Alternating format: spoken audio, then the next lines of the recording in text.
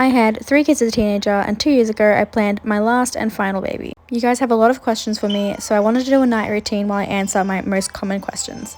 A question I get asked all the time is, am I living off government assistance? Living off the government? No.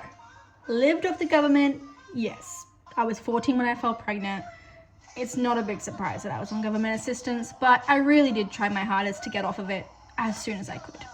The next question that I endlessly get asked is, why did I have a baby at 14? I did not plan my first pregnancy. I did, however, plan my second at 16. I was in what I thought was a good relationship at the time. I was very happy. I had my own apartment. So I planned another. Was it the best decision? No. Was it the wrong decision? No. So in the afternoons I try and get as much as I can done while Baba has a bit of screen time. People are going to come for me, I know, but yes, she has screen time so I can get some work done at home. I'm just tidying up the rooms really at the moment, just so the kids come home to a little bit more of a clean space. Another question I get asked all the time is, do I regret what I did? Do I regret having a baby at 14, 16, and 19? And the answer is no. Yes, it was hard, and I'm not going to say it was ever easy, but I fell in love with being a mum, and to be honest, I fell in love with being a young mum. I enjoy the fact that I'm going to be quite young when my kids are older. I don't know what she's doing. She's very quiet.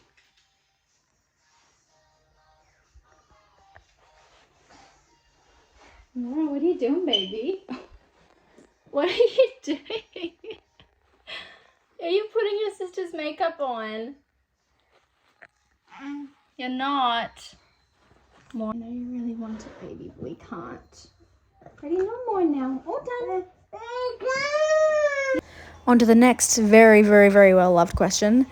How many baby dads do I have? 2 biological dads, 1 present dad.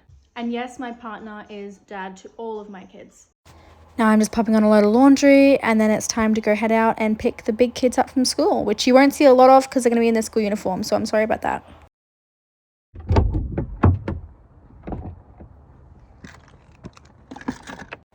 The next thing I get asked all the time is, how did it feel to give birth at 14?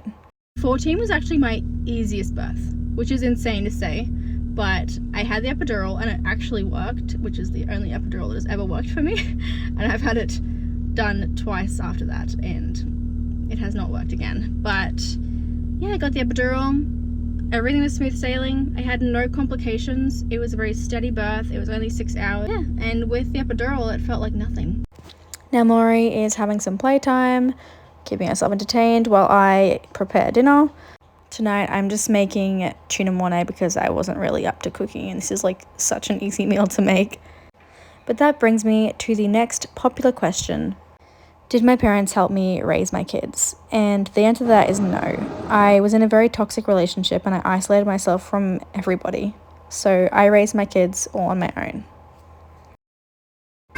Now it is time for them to go for a bath while I go for a shower because mum needs to reset herself too.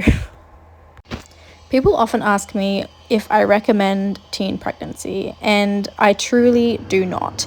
Yes, it all worked out for me, but oh my god, it could have gone so much worse. So I'm sorry, but I totally forgot to film dinner, so everyone's in bed now. I'm a really bad vlogger. Good night, Mom. All right, hop in bed, baby.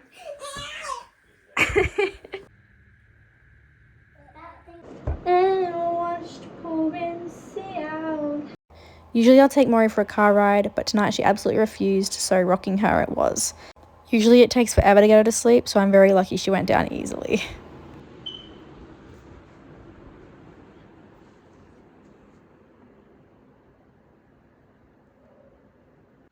Once the kids are in bed, I don't clean. This is left for tomorrow morning. And now all the kids are asleep.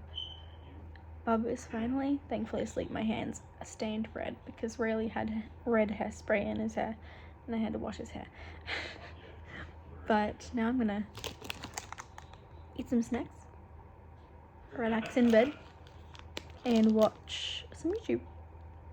Sometimes me and Reagan will like spend time together and watch something together, like be of watching Yellow Jackets at the moment, but sometimes we'll just have our own time. We've got paranormal TikToks, stalkers, and creepy Airbnbs. I hope you guys enjoyed the video though, and subscribe if you did. Stick around to hear more about my story. Love you guys. Bye.